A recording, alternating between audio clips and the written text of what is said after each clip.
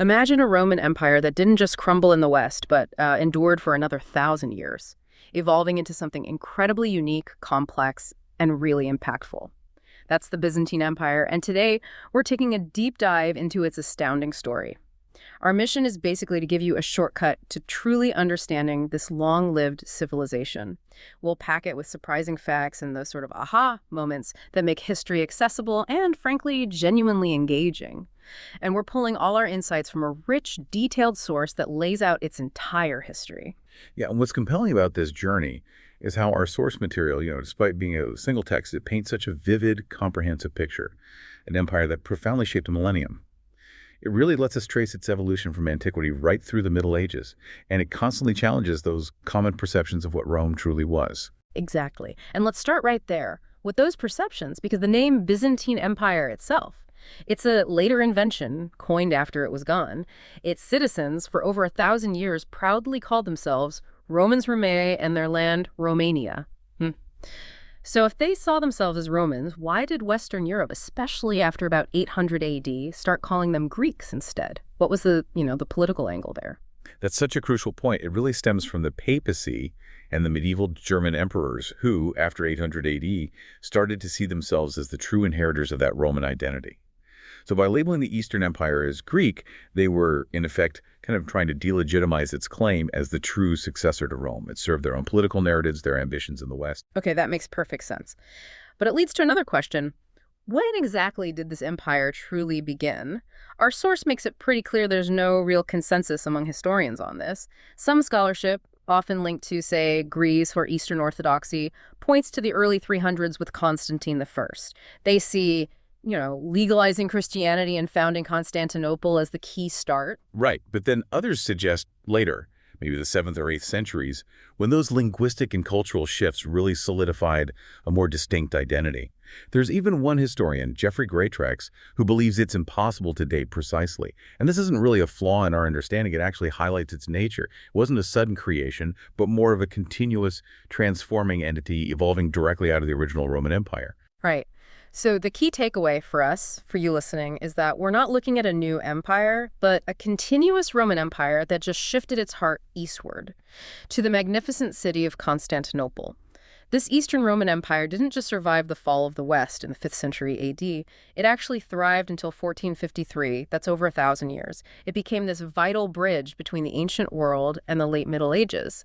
And crucially, it transitioned from Latin to Greek as its official language and deeply embraced Christianity as its state religion. All of that shaped its unique character. Absolutely. That paints the picture of its fundamental identity. But how did this incredible, almost paradoxical journey unfold across a whole millennium? Yeah. Maybe we should trace its major periods, see how it battled for survival and repeatedly reinvented itself. Yeah, let's do that. We can start with its foundations and early grandeur, say 4th to 6th century. Emperor Constantine I, ruling 306 to 337, famously legalized Christianity, a huge moment. And even more famously, he moved the capital to New Rome, which pretty soon became Constantinople. Then you have Theodosius I, 379 to 395, who solidified Christianity as the state religion. And during his reign, Greek began to gradually replace Latin in official circles. And Constantinople's strategic importance just can't be overstated, right? Cemented by those formidable Theodosian walls. There's a crucial insight here, too. The source points out the Eastern Empire, through a combination of fortune and good political decisions, never suffered rebellious barbarian vassals or ruled by barbarian warlords, quite unlike the West. That must have contributed massively to its longevity. Definitely. Then you get Justinian I's reign, 527 to 565. That was a real high point. He undertook this monumental task of rewriting the legal code, the Corpus Juris Civilis, a landmark achievement. It didn't just streamline Roman law, it created the definitive legal framework that would, fundamentally influence European law for centuries. A real intellectual beacon. And he also briefly reconquered much of Italy and the western Mediterranean coast, thanks to brilliant generals like Belisarius. Plus, he commissioned iconic structures like the Hagia Sophia. Incredible building. But this period also saw significant challenges. There was a devastating plague around 541 that severely cut the population and stability. And those draining wars with Persia left the empire financially stretched. These are important details for understanding the later declines and adaptations. Okay, so after that high point, the 7th century brought immense challenges, really threatening the empire's very existence. The Arab conquest led to the loss of incredibly wealthy provinces, Egypt, Syria to the Rashidun Caliphate, and then Africa to the Umayyad Caliphate. The empire was severely reduced economically and territorially, so how did they even survive? Well, they shifted strategy. They adopted a defensive posture, consolidating into what's known as the theme system. This was pretty revolutionary, and a military administrative structure that essentially turned provinces into self-sufficient military districts. Yeah. It merged civil and military authority under one strategist, a general governor, a radical departure, but absolutely vital for survival in that era of constant warfare. And didn't they have some kind of secret weapon? Ah, yes. Famously, they deployed Greek fire, a highly effective and pretty mysterious incendiary weapon. They used it to repel two massive Arab sieges of Constantinople in the 670s, and again in 777, 718. It was a truly crucial technological advantage. Wow. So that period of crisis, retrenchment, and adaptation paved the way for a revival. Exactly. A remarkable revival, actually. The Macedonian dynasty from 867 to 1081 marked a significant two-century-long renaissance. Under rulers like Basil II, who won a decisive victory against Bulgaria in 1014, the empire expanded its reach again, from the Danube all the way to the Euphrates. And following that, you had the Comnenian Restoration, 1081 to 1204. Emperors Alexios I, John II, Manuel Italy. They saw a final restoration of regional authority. They even navigated the complexities of the First Crusade, which, sort of paradoxically, led to Byzantium recapturing Western Anatolia. And throughout these periods, Constantinople remained the largest and wealthiest city in Europe, right up until the 13th century. But then came 1204, the Cataclysm. A true turning point, wasn't it? The Fourth Crusade. Originally intended for Egypt, but somehow they were convinced by Isaac II's son, Alexios Angelos, to attack Constantinople instead. And it wasn't just the siege. Our source describes it as a brutal ransacking of centuries of accumulated wealth. Yeah, a disaster. It largely dismantled the empire, fragmenting its territories into competing Greek successor states, like Nicaea and various Latin realms. You can only imagine the psychological blow to a people who saw themselves as the true Romans. So, looking at the bigger picture then, even though Michael VIII Palaiologos recaptured Constantinople in 1261. Right, but the reconstituted empire really only wielded regional power after that. Its final centuries were just a slow, agonizing decline, marked by relentless civil wars and the constant expansion of the Ottoman Turks, who progressively just chipped away at its remaining territories. The fall of Constantinople to the Ottomans in 1453, with the last emperor, Constantine XI, dying in battle, that brought the empire to its definitive end. Yeah. But it left this profound, indelible legacy that, endures to this day. That's a vivid picture of its history, the ups and downs, but how did an empire actually endure so long through all those crises? What were the fundamental structures, the governance, the laws, the faith that anchored it?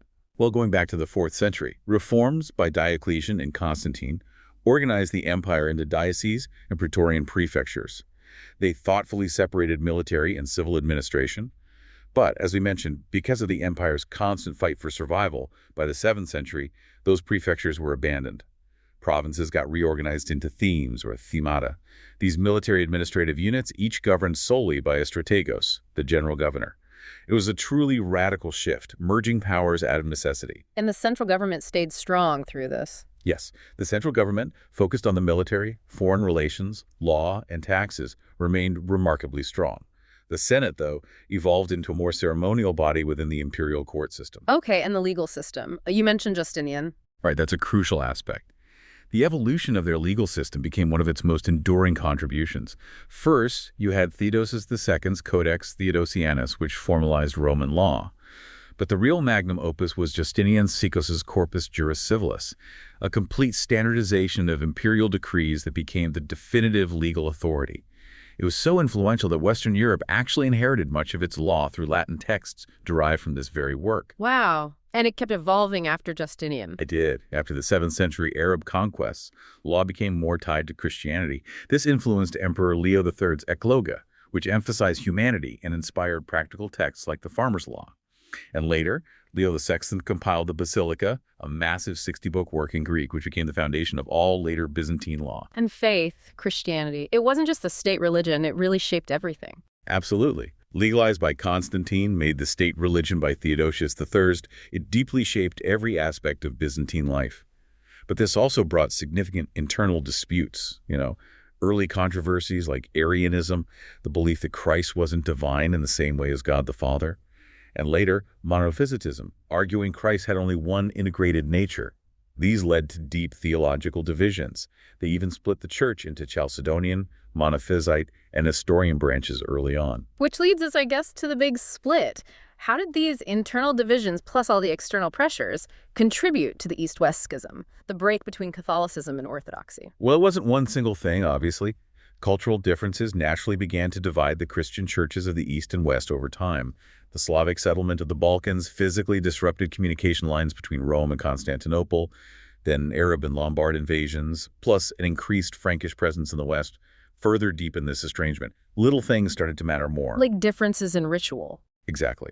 Things like the use of unleavened bread in the West versus leavened in the East, and major theological debates like the controversial Filioque clause. Filioque. Yeah, Latin for "and the Son." It refers to the origin of the Holy Spirit, whether the Spirit proceeds from the Father alone, as the East maintained, or from the Father and the Son, as the West added to the Nicene Creed. All these tensions, these differences in theology, ritual, authority, they culminated in the definitive East-West schism in 1054, permanently separating Western Catholicism from Eastern Orthodoxy. Okay, let's pivot a bit. Let's talk about life in Byzantium, the society, the culture, the innovations that defined it. The population numbers you mentioned earlier are pretty dramatic. They really are. From a peak of maybe 27 million around 540 AD, it plummeted to just 7 million by 775 plague and territory loss. Then an impressive recovery to about 18 million by 1025, but then the decline. By 1312, only 2 million, and by the time Constantinople fell in 1453, maybe 50,000 people left in that once great city. Just staggering shifts. What stands out, though, is how society adapted through all that. You mentioned slavery. Yeah, slavery was present, but it saw these evolving degrees of unfreedom, as the source puts it. For instance, enslaving children was progressively forbidden. Prisoners of war were often freed. And from the 8th century, state policies actually prohibited the enslavement of fellow Christians. That fundamentally transformed slaveholding practices. And then you have the colony, often seen as proto-serfs, who were technically free citizens, but bound to the land they worked. And women's rights. That sounded quite progressive. It really was, surprisingly so for the time. They had a socio-economic status, often similar to men. They could control family assets as heads of households, especially widows who were estimated at maybe 20% of the population at times. Women were active in businesses. They appeared in courts. In many ways, their rights actually surpassed those of women in Western Europe and even America until the 19th century. That's a huge aha moment, like you said. Definitely. Okay, what about daily rhythms? Food, fun, language? Well, feasting was absolutely central to their culture. By the 10th century, dining traditions shifted to tables with clean linen. And get this, they even introduced the fork and salad dressing with oil and vinegar, influencing Western traditions directly. The fork, wow. What kind of food? A mix. They had classical Greco-Roman foods like gyros, that fermented fish sauce, but also unique dishes like baklava, cured meat called paston, feta cheese, and distinctive wines like Malvasia and Commanderia. For recreation, chariot races were huge, a major public event right up until 1204, one of the world's longest continuous sporting events, actually. Incredible. What else? Nobles enjoyed Saikanyan. A Persian version of polo and jousting became popular later. Game boards, like tavoli, similar to backgammon, were increasingly popular among all classes. And language. You said it shifted from Latin to Greek. Yes. While Latin was initially important, especially in the military and law, Greek gradually replaced it for official use. After the 7th and 8th century wars, the empire became overwhelmingly Greek-speaking. This led to something called diglossia, quite a wide gap between the everyday vernacular, the spoken Greek, and the more formal literary Attic Greek used in writing. Interestingly, in the later Paleologan period, some writers, perhaps influenced by the West, began incorporating more vernacular elements into their works, laying groundwork for modern Greek poetry in a way. Let's talk arts and sciences. Byzantine art, mostly Christian. Primarily Christian, yes, and often non-naturalistic in its style. Yeah. Very distinct. Mosaics are a key hallmark. Famous for their stunning gold ground style. You see them in churches like the Basilica of San Vitale in Ravenna, or fragments from the Great Palace of Constantinople, and of course the Hagia Sophia, commissioned by Justinian. An absolute architectural marvel. It influenced designs far beyond its borders of an immense dome and the innovative use of pendentives to support it. And icons. Weren't they controversial? Very. Icon paintings were popular for both public and private worship. But they led to intense periods of Byzantine iconoclasm, basically, image breaking from 726 to 843. A huge amount of religious art was destroyed during that time. It highlighted a really deep theological debate about the nature of images and worship before the iconophiles, those who supported icons, eventually prevailed. And Byzantine art, especially mosaics and icons, profoundly influenced the early Italian Renaissance through artists like Cimabue and Duccio. Beyond art, what about science and innovation? Well, Byzantine scholars played an absolutely crucial role in transmitting classical Greek knowledge, philosophy, science, medicine to both the Islamic world and later to Renaissance Italy. They didn't just preserve texts, they produced commentaries that expanded scientific understanding. For example, Archimedes' works, vital to modern science, were compiled and preserved by Byzantine figures like Isidore of Miletus. Any major direct innovations that stand out? Definitely. Two big ones come to mind from our source. First, they pioneered the concept of the hospital not just as a place of shelter for the sick, but as an institution offering actual medical care and the possibility of a cure. That was groundbreaking for its time. And second, their military innovation of Greek fire, that incendiary weapon we talked about.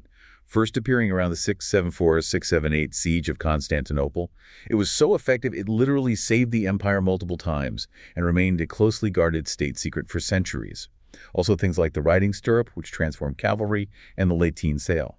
So let's bring it all home. The enduring echo of Byzantium. What happened right after the fall? Well, after Constantinople fell in 1453, the Ottomans swiftly absorbed the remaining Byzantine territories.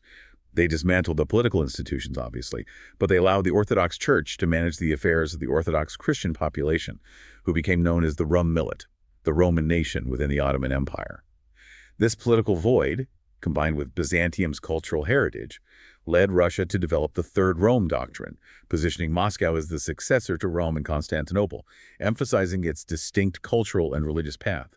And much later, modern Greece's War of Independence in the 19th century was fueled by an identity that increasingly identified with this Rum Millet, looking back to Byzantium and seeking to reclaim former Byzantine lands. So the legacy is complex and political even today. Oh, absolutely. The Byzantine story is deeply politicized, woven into national and imperial narratives across many modern nations: Greece, Turkey, Bulgaria, Russia, Serbia, even influencing French and British imperial ideas at times. So, summing it all up for us today, what's the core significance? The Byzantine Empire left this indelible mark, didn't it?